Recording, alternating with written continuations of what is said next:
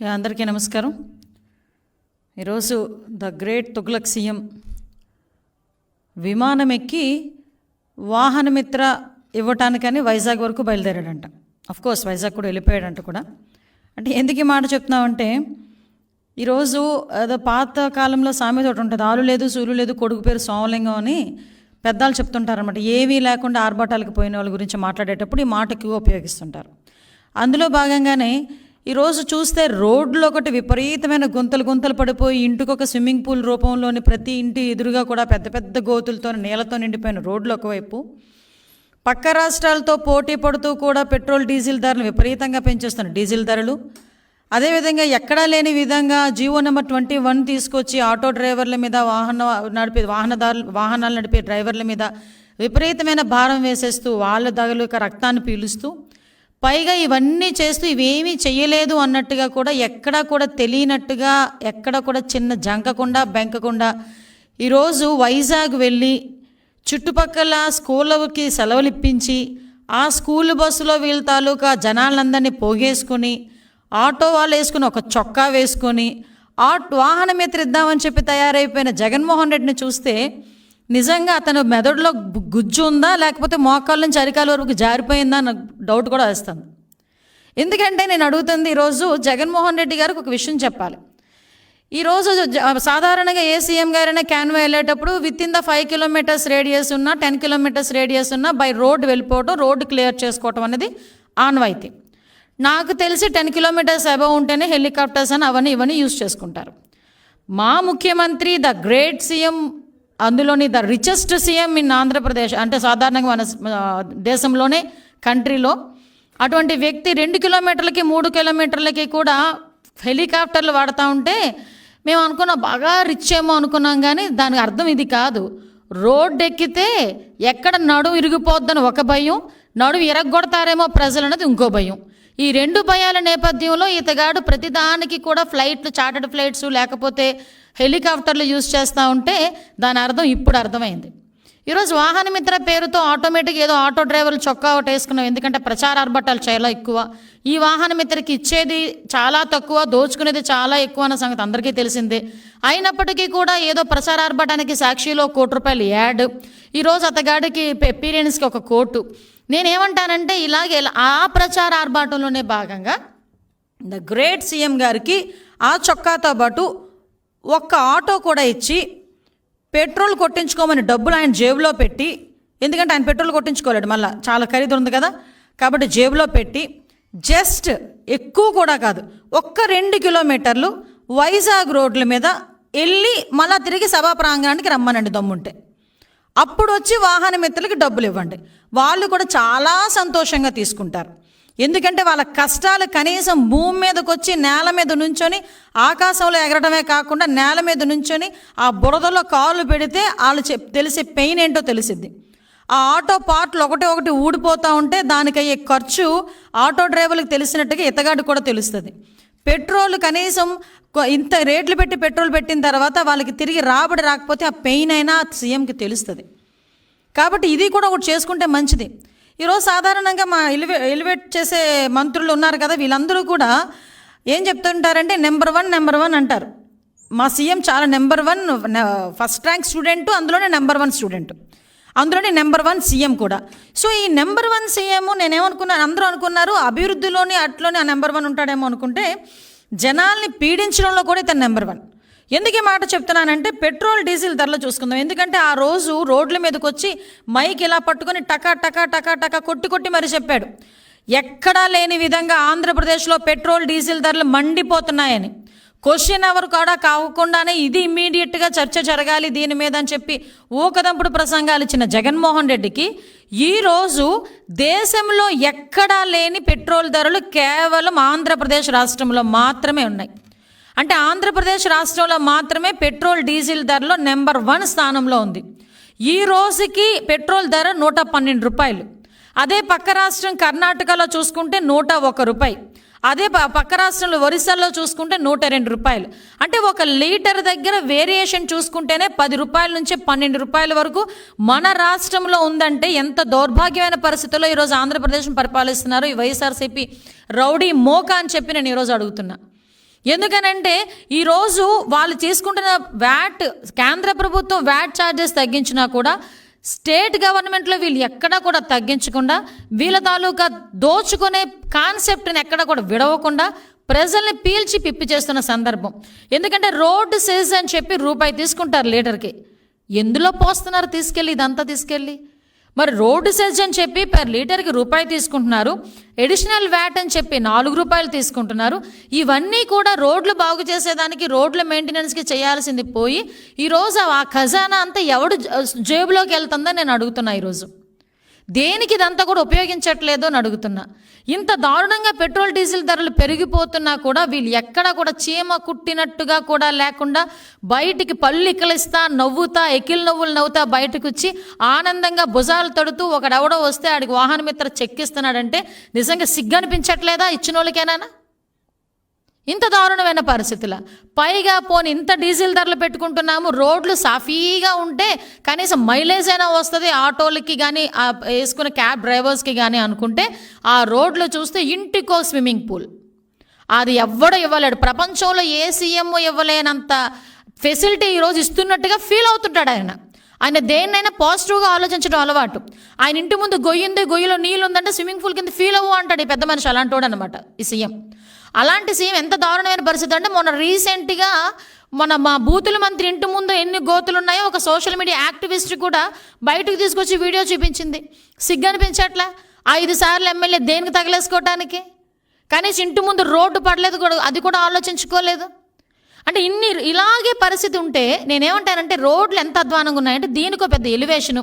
రీసెంట్గా ఏదో ప్రెస్ మీట్లోనో రోడ్లు భవనాల శాఖకు సంబంధించిన సమీక్షా సమావేశంలోనో ద గ్రేట్ తుగ్లక్ సీఎం గారు ఏమన్నారంటే జూలై 15 కల్లా నేను గుంతలన్నీ పూర్తి చేస్తాను. ఎవడన్నా రోడ్లన్నీ వేస్తానంటాడు ఏ సీఎం అయినా. అలాంటిది పోన్లే ఏదో గుడ్లో మెల్ల గుంతలన్నీ పూడుస్తాను అన్నాడు. పోనీ గుంతలన్నీ పూర్తి చేస్తారేమో అని చెప్పి చాలా ఆశగా ప్రతి ఒక్కరు కూడా మరి ఎక్సలేటర్ రై అని పెట్టుకుని రెడీ ఉంచుకున్న రోడ్ల మీద వెళ్ళిపోతాం గుంతలు లేకుండానని. చూస్తే ఈరోజు చూస్తే ఆ గుంతలు పూడ్చుకుని మర్చిపోయాడేమో మరి, లేకపోతే డబ్బులు లేవా, లేకపోతే ఎందుకులే వీళ్ళకి ఇవ్వడం అని ఆలోచించుకున్నాడో, లేకపోతే చేత కాలేదు. వాట్ ఎవర్ ఇట్ మేబీ ఏమి జరిగినా గుంతలైతే పోవలేదో ఆ గుంతలు నీళ్ళైతే ఫుల్గా పూడ్చారు. ఇది సిచ్యువేషన్.